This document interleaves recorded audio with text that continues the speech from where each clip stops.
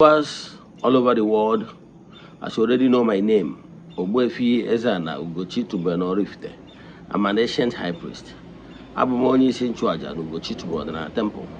Nye na-agba afa miri emi dịkwazị ọrụ mmụọ dị iche iche. Abụkwazị m onye isi nchụaja na ọdịnala Restoration Evangelical Mission bụrụ onye mgbasa ozi ọdịnala Igbo. So you can call me a priest or an evangelist. I will answer. My mission is to help people live better life.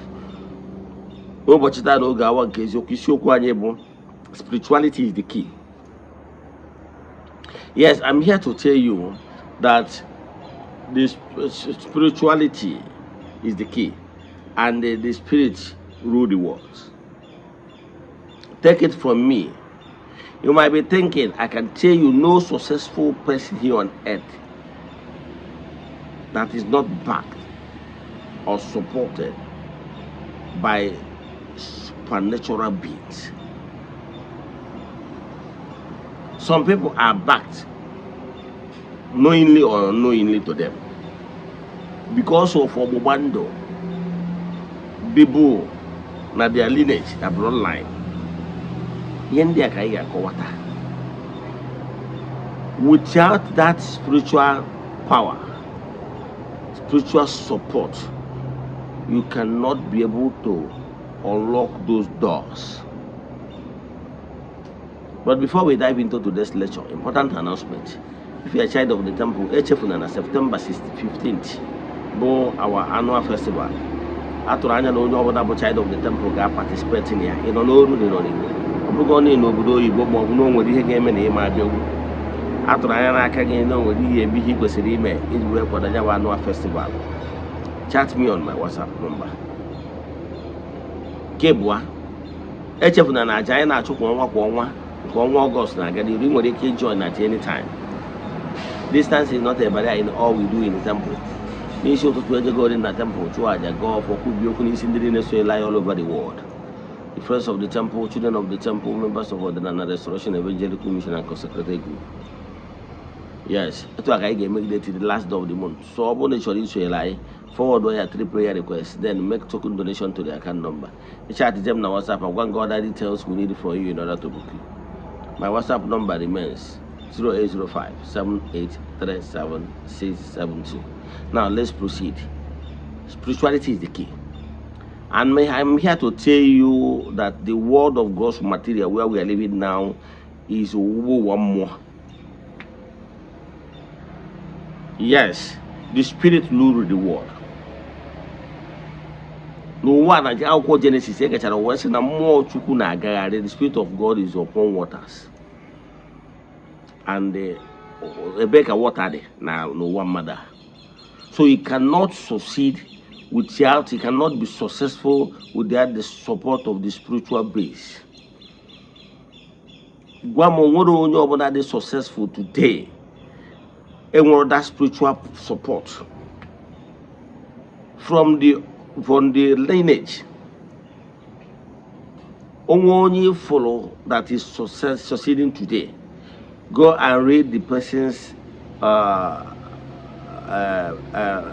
biology, as in go and read the person's bloodline. Either the person derived that particular spiritual support from the father side or from the mother side. With the gift of prophecy, with the gift of healing, go and test the person's root. Either from the mother side or from the father side, there was a healer.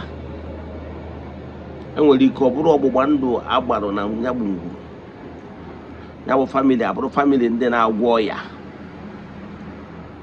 Yes, he inherited it. He inherited it from their lineage in the blood. Ihe ọmụna iwetara mmadụ ọ bụrụ ihe ọgwụgwọ nsọ wee nye onye a. Mana ịmọrọ na onwere ọgbụgba ndụ establish wee hibe ya bụ ihe. Ọ ike dị na ọgbụgba ndụ ọnwa ka ị na-experience. The spirituals rule the world. Onye abatara ọtụtụ n'ime ụnụ. Ị nwere ike ibidosia ihe gbasara calling. I'm talking to you who are a spiritualist, whether me na arụ n'ụka na arụ n'ọdịnala.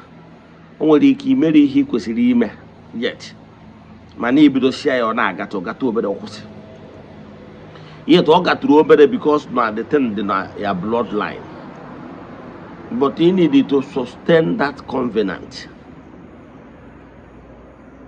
Yes, enwere ka ị ga-esi wee sustain that covenant.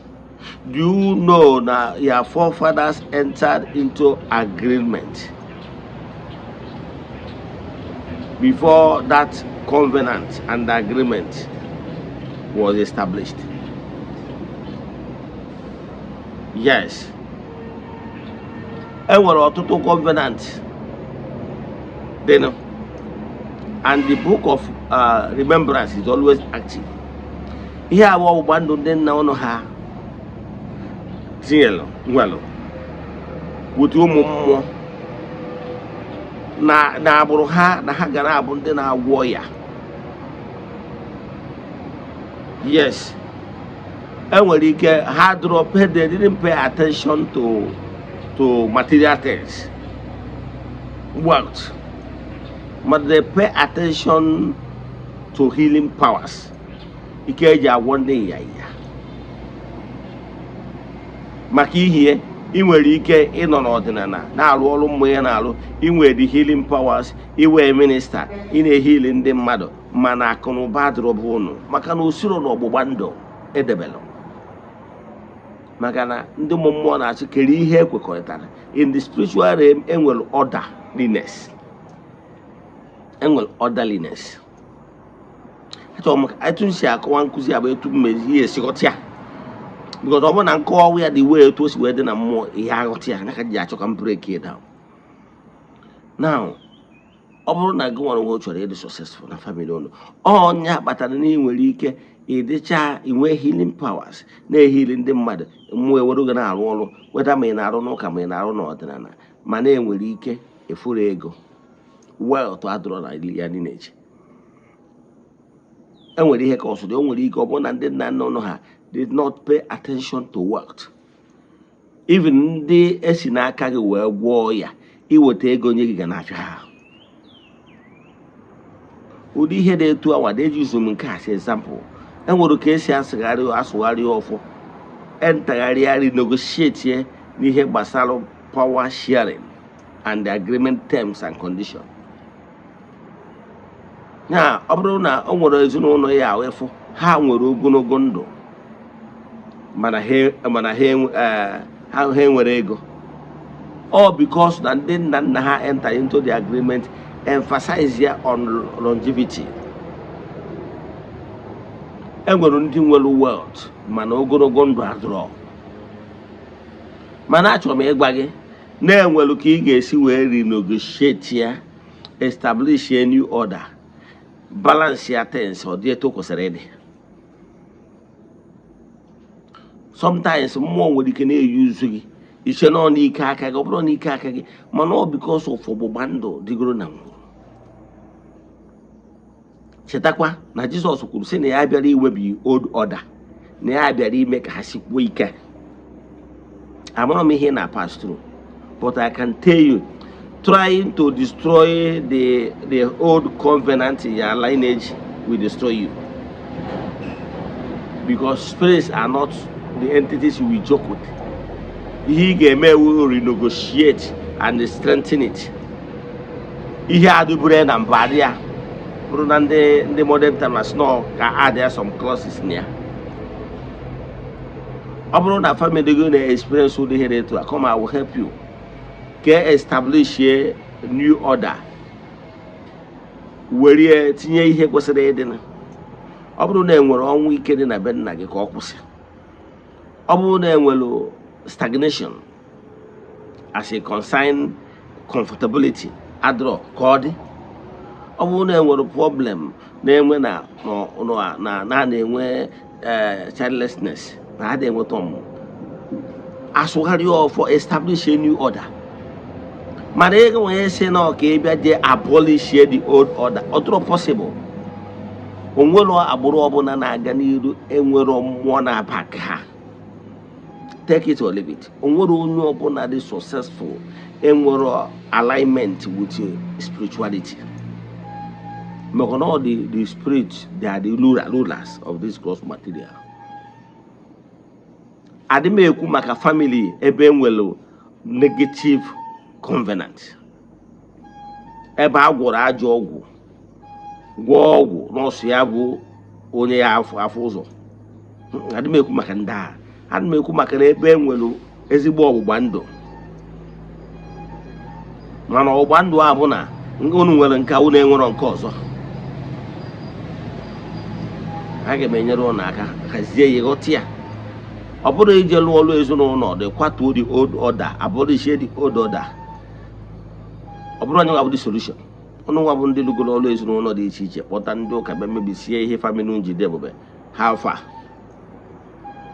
Ka m kwụsị ebe a, achọrọ m ka vidio atọ ogologo, but take it from me, spirituality is the key to success. Ka ịma nke a ịmara nke ọzọ, it did not align well. Yes, take it from me. Let me stop here. My WhatsApp number remains 0805 7837672. Let us pray. Ekwem na Chineke. Ekwem na ọ dị ihe siri m ike nke Chineke na-apụghị izi m ụzọ m ga-esi lụwo ya n'ihi na ọ mazuru ihe niile. Obi m siri ike na Chineke emeworo m ya, ya gazie. May the blessings of Chukwu be with you all. May you be protected. May you be blessed now and forevermore. Ya gazie. Udo dịrị unu.